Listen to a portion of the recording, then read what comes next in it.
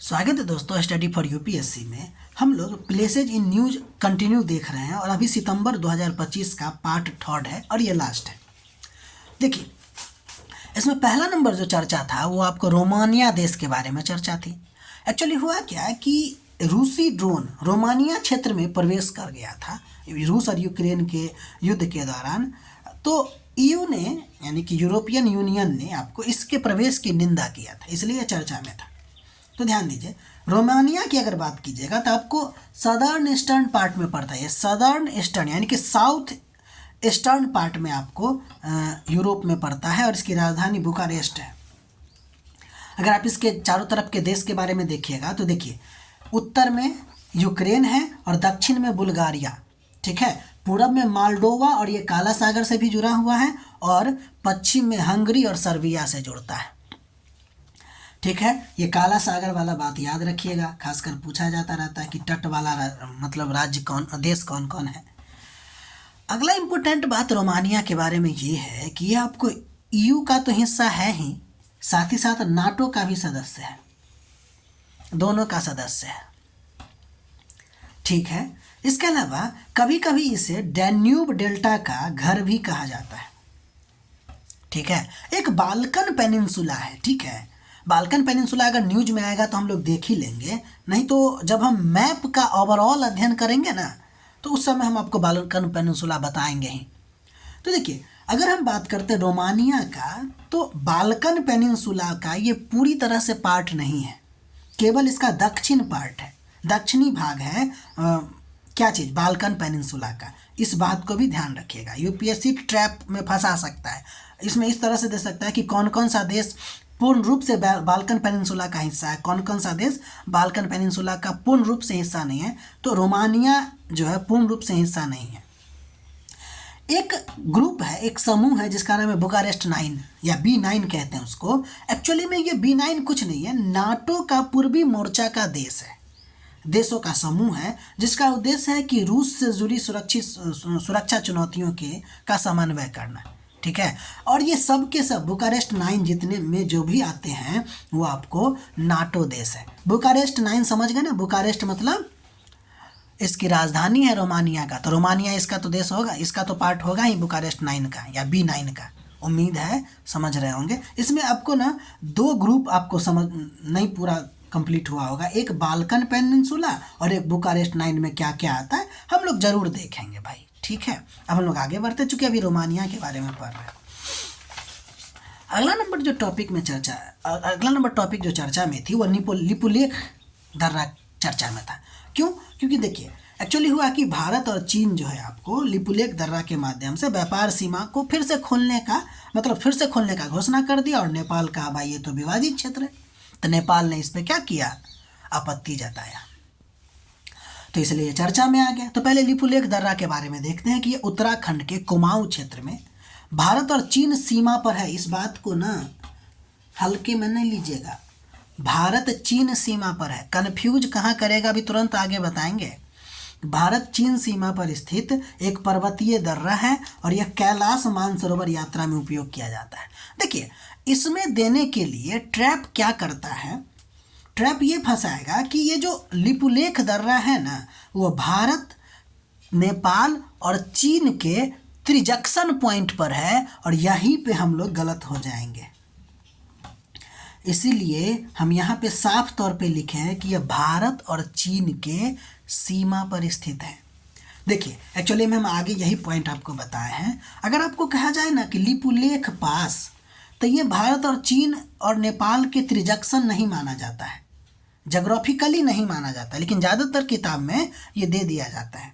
Actually वास्तविकता क्या है कि जो त्रिजंक्शन है ना वो आपको काला पानी और लिपियाधुरा क्षेत्र से संबंधित है, जिससे लेकर भारत और नेपाल के बीच सीमा विवाद है।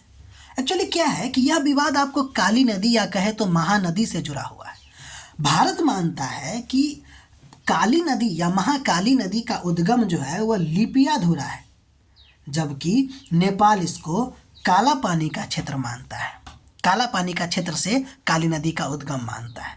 इसलिए लिपुलेख दर्रा के आसपास अगर कहेगा काली नदी का बेसिन है तो वहाँ पे तो वो पॉइंट सही होगा, लेकिन कहेगा लिपुलेख पास जो है वो आपको त्रिजंक्शन है तो वो गलत हो जाएगा। एक्चुअली में त्रिजंक्शन बिंदु नहीं है, यह एक सीमा दर्रा है जो भारत और चीन के बीच में है।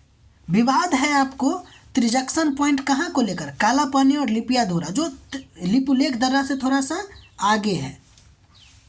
समझ में आ रही बात भाई? एकदम इसको भूलिएगा नहीं तो यहीं पे हम लोग मात खा जाएंगे और मेरा क्वेश्चन या हम लोगों का क्वेश्चन गलती हो जाएगा, क्वेश्चन का आंसर। ठीक है, अगला नंबर देश जो चर्चा में था वो एक्चुअली में वेनेजुएला था। एक्चुअली क्या है कि यूएस भूवैज्ञानिक सर्वेक्षण के अनुसार बताया गया कि वेनेजुएला के उत्तर पश्चिम में 6.2 तीव्रता का भूकंप आया और इसीलिए आपको ये चर्चा में हो गई। तो देखिए, पहली बात, ये दक्षिण अमेरिका के उत्तरी भाग में है स्थित देश और इसकी राजधानी कराकस है। ये तो बहुत सिंपल बात है। और इसके उत्तर पूर्व में देख लेते हैं क्या है। तो उत्तर में कैरिबियन सागर है और ध्यान दीजिएगा कैरिबियन सागर आपको किससे जुड़ा होगा भाई? अटलांटिक से ना, तो इस बात को याद रखिएगा। तो कैरिबियन सागर, इसके अलावा अब दक्षिण में बात कीजिएगा तो ब्राज़ील है, पश्चिम में कोलंबिया और पूरब में गुयाना। ठीक है, ये बात याद रखिएगा। एंजल जलप्रपात जो विश्व का सबसे ऊंचा जलप्रपात है वो वेनेजुएला में ही स्थित है। इसके अलावा ओरोनिको एक नदी है जो एक यहाँ की प्रमुख नदी है। खासकर ये जो नदी है वो वेनेजुएला और कोलंबिया के बीच में सीमा साझा करता है, ये बात को ध्यान रखिएगा। ठीक है, अगर हम वेनेजुएला की बात करें तो इसकी अर्थव्यवस्था पूरी तरह से तेल पर निर्भर है। यह दुनिया का सबसे बड़ा प्रूवन ऑयल रिजर्व में से एक है, यानी कि यहाँ पे बहुत ज़्यादा मात्रा में ऑयल रिजर्व है, लेकिन प्रूवन है कि है ही यहाँ पे। अदर जगह तो माना जाता है, लेकिन यहाँ पे सिद्ध हो चुका है कि यहाँ पे ऑयल रिजर्व है दुनिया का सबसे ज़्यादा। इसका सबसे ऊंचा बिंदु की अगर बात करें तो एंडीज पर्वत पर पिको बॉलीवर है। एंडीज पर्वत पर स्थित है जो पिको बॉलीवर है। किसका? वेनेजुएला का सबसे ऊंचा पॉइंट। ध्यान दीजिएगा एक और बात कि यह ओपेक का संस्थापक सदस्य है, ये संस्थापक सदस्य है वेनेजुएला, इस बात को याद रखिएगा। अब हम लोग अगला टॉपिक जो चर्चा में है उसको देखते हैं और उसका नाम है मोजाम्बिक। देखिए, मोजाम्बिक क्या है, मोजाम्बिक के बारे में देखते हैं चर्चा में क्यों है। एक्चुअली क्या है कि भारत तटरक्षक जहाज है जिसका नाम है वराह। ये आपको पूर्वी अफ्रीका के भारत रणनीतिक विदेशी तैनाती हिस्से यानी कि वहाँ पे घूमता रहता है। तो रुकने के लिए मोजाम्बिक के मापुतो बंदरगाह पर एक पोर्ट कॉल किया था। पोर्ट कॉल का मतलब कि हम यहाँ पे इतने टाइम के लिए ठहरना चाहते हैं। घूमता रहता है ना ये, तो वहाँ पे ठहरने के लिए। ठीक है, तो मोजाम्बिक चर्चा में आ गई।